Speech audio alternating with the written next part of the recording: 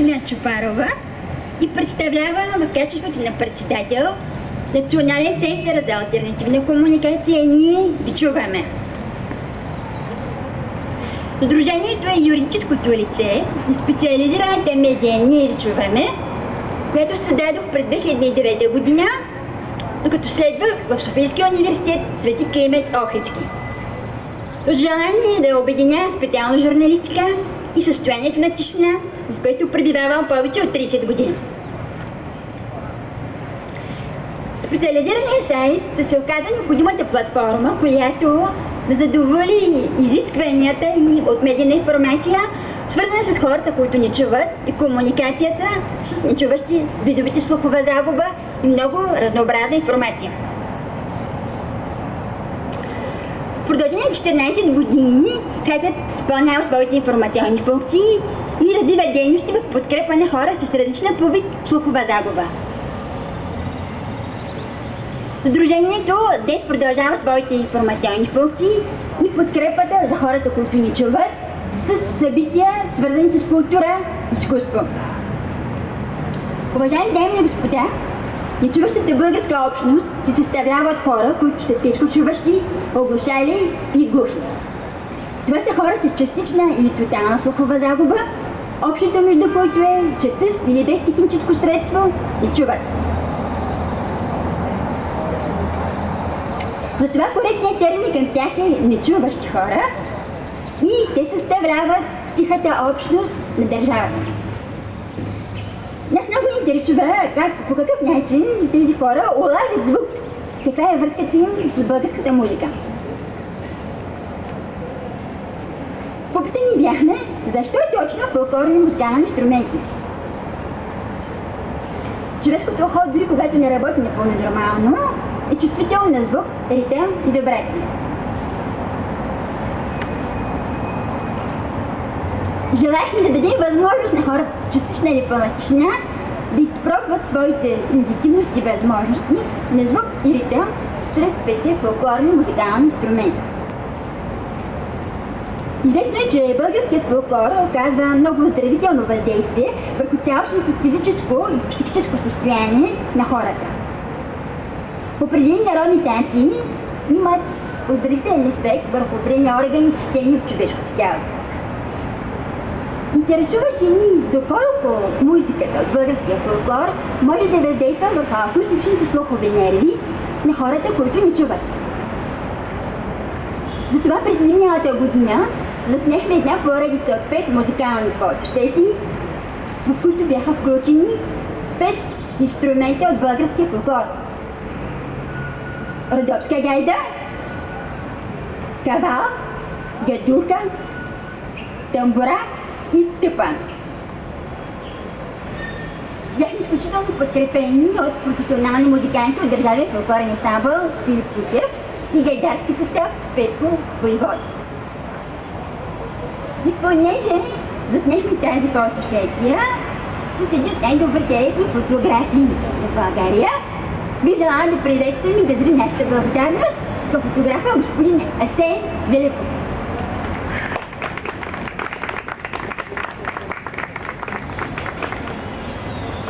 Здравейте, добре дошли. За мен беше удоволствие да се включа в инициативата на Кристина Чопарова от 2 причини. Едната е, че има точно това, което аз обичам да снимам фолклора, и другата е, че аз съм с слухова загуба, но не бях си представил точно тази сесия и ми беше интересно как възприемат музиката хора, които 100% не чуват, имаше и такива. И аз няколко пъти пробвах без слухов апарат, наистина усещате вибрациите, една много интересна и приятна инициатива.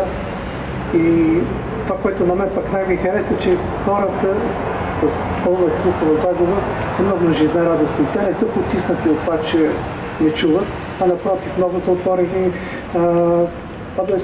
хубави хора.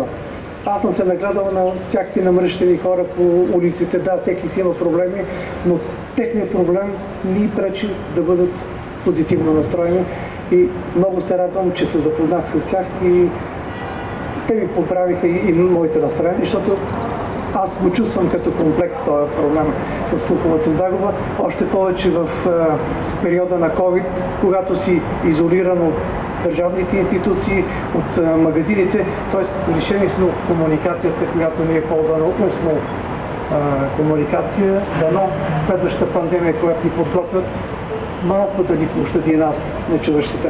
Благодаря.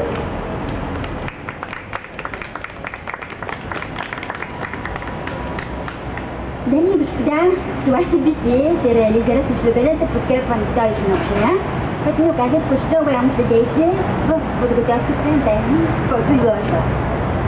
Затова ние бихме искали да изразим нашата подкрепа в благодарност, като поканим госпожа Биляна Гейнова, директора и дирекция култура и признателност за подкрепата. Заповядайте.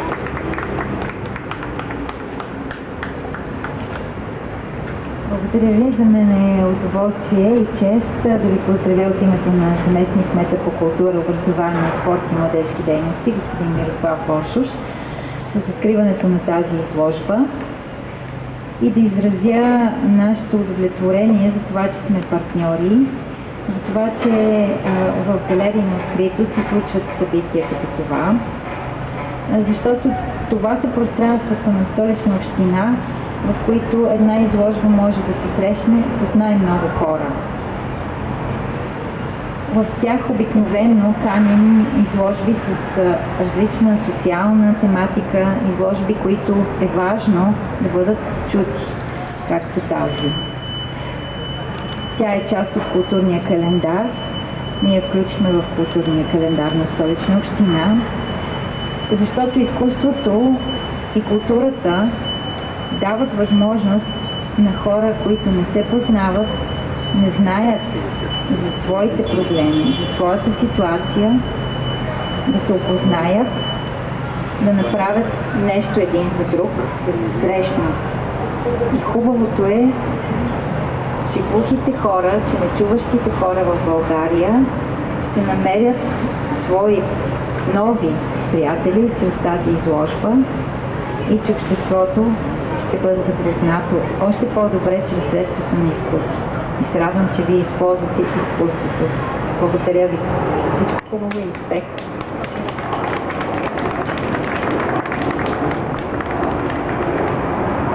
Както изложбата в Търси музика, ще остане в рамките на градина Кристал в периода от 14 септември до 2 октомври, който съзвучи със световната инициатива Международна седмица на глухите хора, проведена ежегодно навсякъде по света и с различни културни събития с участието на хората с различен вид слухова загуба.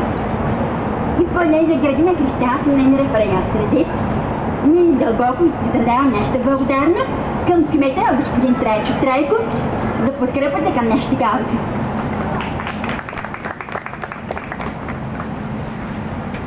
Благодаря, уважаема госпожа Чапарова, господин Великов, колеги, дами и господа, здравейте!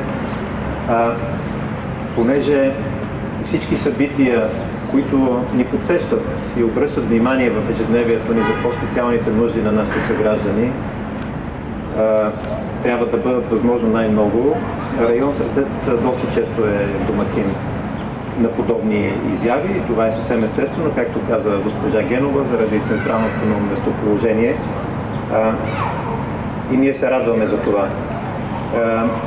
Тук е и госпожа Стойкова, с която работихме заедно в една работна група, заедно с представители на нечуващото общество в България по въпроси, свързани с административното обслужване. И аз се радвам да кажа, че сега хората имат много по-добри възможности на място в районната администрация в Средеца и в други, отколкото преди една година да получат административна услуга заради условията, които са създадени там за жестомимичен превод и заради обучение на служителите, които работят с тях. Отново чудесна изложба, радваме се да бъде тук. Поздравления за всичко, което правите. Приятен ден!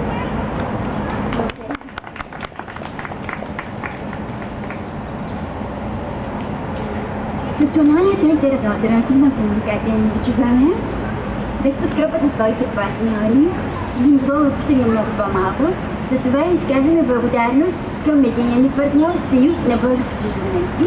И тъй като не видам в момента госпожа Снежана Тодорова и председател за разпределение на ангажименти, бих искала да дадим думата на друг наш партньор, който от дълги години имаме взаимоотношения.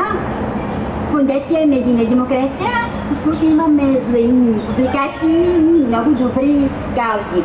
Би желала да поканя изпълнителния директор на фондацията, доцент Орлин Спасов.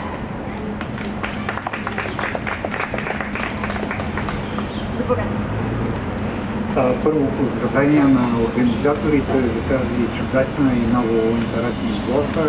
За мен е чест да съм тук и пожелавам успех на това важно събитие. Наистина разположено тук на едно от централните места в София. Вярвам, че много хора ще го видят.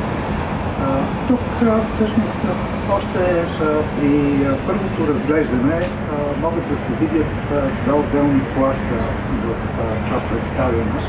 От една страна има ясен документален пласт, защото очевидно е документирано едно взаимодействие между хора от нечуващата общност и музиканти. Но освен тази чисто документална страна, има и една много добре видима емоционална страна на представянето на тези фотографии. И тук ние навлизаме през тях и в терена на изкуството през тази емоция. И тази емоция очевидно е етноемоция. И този етномомент се вижда както в костюмите, така и в инструментите, така и в фона, на който са направени тези снимки. Така че тази естетизация на техничните елементи тук е много интересна и носи самостоятелна художествена стойност, която се добавя към документирането на този много интересен всъщност експеримент, защото тук организаторите са направили едно малко изследване, как хора от нечуващата общност възприемат музиката. И всъщност този експеримент, това малко изследване, ни кара да се замислим, че музиката не е само акустичен феномен. Тя се възприема и по други начини, чрез вибрации.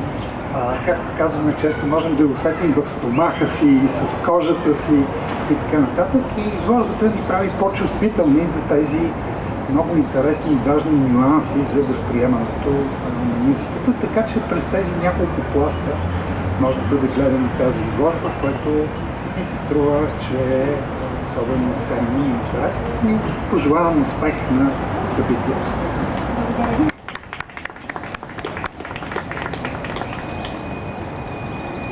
Дами и господа, благодаря ви за подкрепата, която получавам в морално отношение от видни общественици и хора на културата и изкуството. Бихме желали да изразим нашата благодарност, подкрепа на моралните ни каузи и към госпожа Антония Христова, представител на политическа партия Спаси София. Добър ден от мен. Аз искрено се радвам, че съм тук и много благодаря за поканата. Благодаря също така на Сдружение да чуваме, че са решили да използват именно български музикални инструменти, защото аз искрено вярвам в силата на българската музика и танц, вярвам в тяхната ползотворно влияние и също така вярвам в лечебната им сила. Аз самата се занимавам с народни танци и се стремя те да бъдат популяризирани по света и знам какво въздействие оказват и на другите хора, публика от цял свят. Съответно, за мен е изключително важно, че вие сте избрали именно българските музикални инструменти и звуци. Вярвам, че в унисон с народните мисии, музиката и така, средата, в която сте избрали за провеждане на фотосесията, сигурно са допринесли за това нечуващите хора в България да се чувстват изключително приобщени и да се чувстват наистина щастливи и да преодолеят в което се намират на пълна тишина. Ние от Спаси София ще направим така, че всички наши граждани да се чувстват удобно в столицата. Благодаря. Нашата фотоизложба вече към финала си. В заключение ние бихме искали да благодарим на Принт Център Фотосинтези за прекрасните изложбени пана. Бихме искали да благодарим за прекрасното обучаване и нашите жестови преводачи, госпожа Камелия Ангелова и господин Дан Иванов, че направиха бяха достъпни за нашите гости с слухова загуба всяка дума от това събитие. И сега бих искала да ви приканя да разгледате изложбата и направим специални снимки от нашия официален фотограф господин Петко Старчев. Благодаря, че дойдохте от все сърце.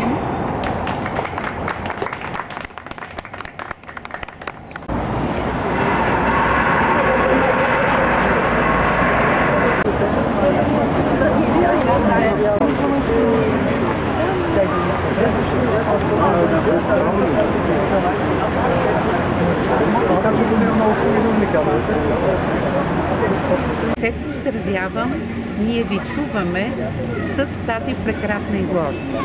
Кристина Чопорова, моя бивша дипломантка от факултета по журналистика и масова комуникация, прояви за нейното организиране една изключителна енергия, една изключителна отдаденост и бих казала, че всичко това, което виждаме днес, е плод на не само нейната инициатива, но нейната неуморна работа от идеята до реализацията.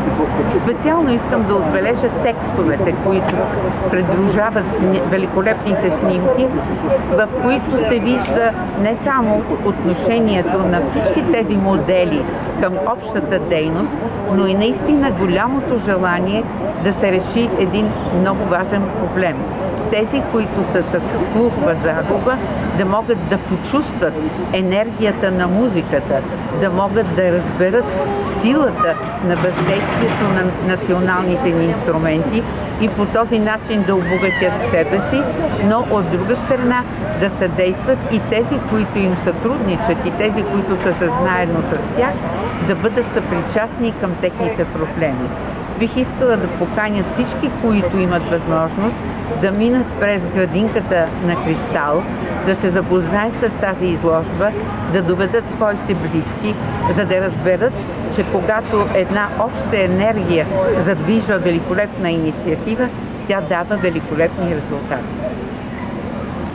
Изложбата онагледява един много интересен иновативен експеримент, който по красив и емоционален начин доближава света на чуващите с света на нечуващите и обратно.